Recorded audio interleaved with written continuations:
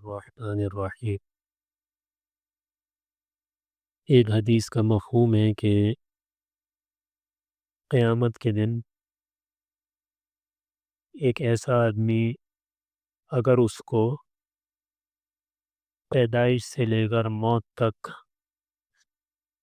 اللہ تعالیٰ عبادت کی توفیق دے دیں تو قیامت کے دن جب وہ اٹھے گا تو وہ پھر بھی حسرت کرے گا، افسوس کرے گا کہ کاش مجھے دنیا میں اور زندگی ملتی اور میں اللہ کی عبادت میں لگتا، اللہ کو راضی کرتا تو مجھے اور زیادہ اجر ملتا۔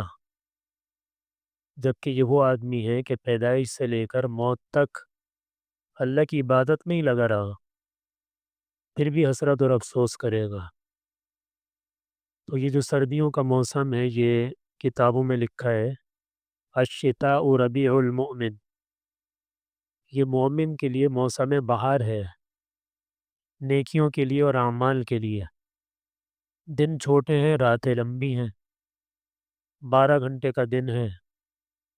جتنے بجے سحری کا وقت ختم ہو رہا ہے اتنے ہی بجے شام میں مغرب کی اذان ہے۔ 5:40 پہ آج سحری کا وقت ختم ہوا ہے، تہجد کا وقت، اور 5:42 پہ آج غروب آفتاب ہے۔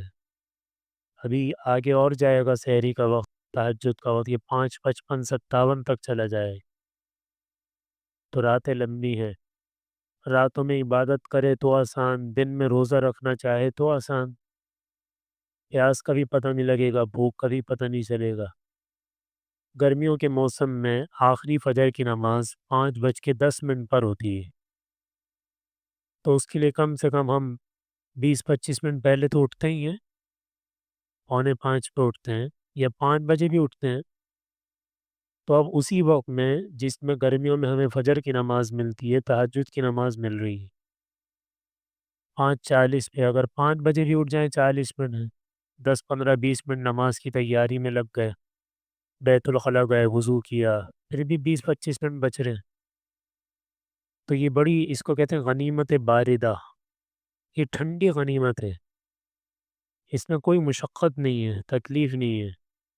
ہونا تو یہ چاہیے کہ آدمی مشقت کرے، تکلیف اٹھائے اللہ کی رضا کے لیے، لیکن بغیر کسی مشقت اور تکلیف کے نعمت مل رہی، اور دن میں روزہ رکھنا چاہیں تو وہ آسانی سے رکھ سکتے ہیں۔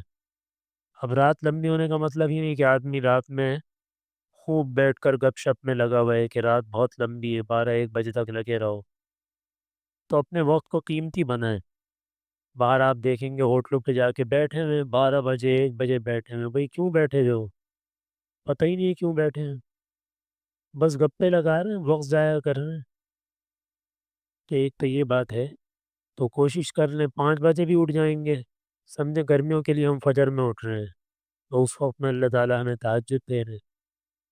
اور ایک مسئلہ جو ہر سردی کے موسم میں عرض کرتا ہوں جو خواتین سے متعلق ہے، لیکن ظاہر بات ہے مردوں کی ذمہ داری ہے کہ وہ خواتین کو دین کی بات بتلائیں، کہ خواتین کے ساتھ جو مسئلہ اللہ نے لگایا ہوا ہے کہ ان کے ساتھ ہر مہینے ناپاکی ہوتی ہے، تو رمضان کے مہینے میں بھی ان کی وہ ناپاکی ہوتی ہے اور اس کی وجہ سے ان کے روزے رہ جاتے ہیں۔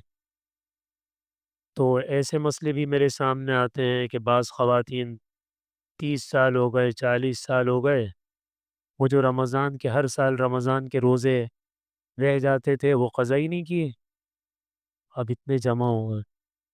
اگر 30 سال سے نہیں رکھے اور ہر مہینے میں ایک رمضان میں 6 روزے رہ گئے، 6 کو 30 سے ضرب دیں، 180 روزے ہو گئے، یہ کیسے قضا ہوں گے بھائی؟ ان کو کون قضا کرے گا؟ اول تو اس کو رکھنا نہیں چاہیے، لیکن اگر ایسا ہے ہی تو اب زبردست غنیمت ہے، یہ دن ہے، اس میں آسانی کے ساتھ روزے رکھے جا سکتے۔ بعض خواتین ایسی ہوتی ہیں کہ ان کے بچے ہو جاتے ہیں رمضان سے ایک آدھ دن پہلے یا رمضان کے مہینے میں، تو ان کا تو پورا مہینہ ہی چلا جاتا ہے، 2-3 بچے اس طرح سے ہو گئے، تو ایک رمضان کے روزے 30 ہیں، ان کی قضا نہیں کی ابھی تک، تو اس کی طرف سے غفلت ہو جاتی ہے۔ تو اس لیے خواتین کو متوجہ کریں گھروں میں کہ بھئی ان کے روزے جو باقی ہیں ان دنوں میں رکھ لیں، ویسے تو رکھنے ہی چاہیے گرمیوں پھر بھی، لیکن اب تو اور آسان ہے، تو سہولت اللہ نے دی ہوئی ہے اس سے فائدہ اٹھائیں۔ اور ہم کوشش یہ کریں کہ تہجد میں کم سے کم 2 رکعتیں تو ہم پڑھ ہی لیں۔ اس لیے کہ حدیث میں آتا ہے جو آدمی تہجد کے وقت اٹھ کر اللہ، جب آدمی سوتا ہے نا رات میں، تو انسان 3 گرہیں لگا دیتا ہے اس کے سر میں۔ جب وہ تہجد کے وقت اٹھ کے اللہ کا نام لیتا ہے، ایک گرہ کھل جاتی ہے، وضو کرتا ہے تو دوسری کھل جاتی ہے، 2 رکعت نماز پڑھ لیتا ہے، تیسری گرہ بھی کھل جاتی ہے۔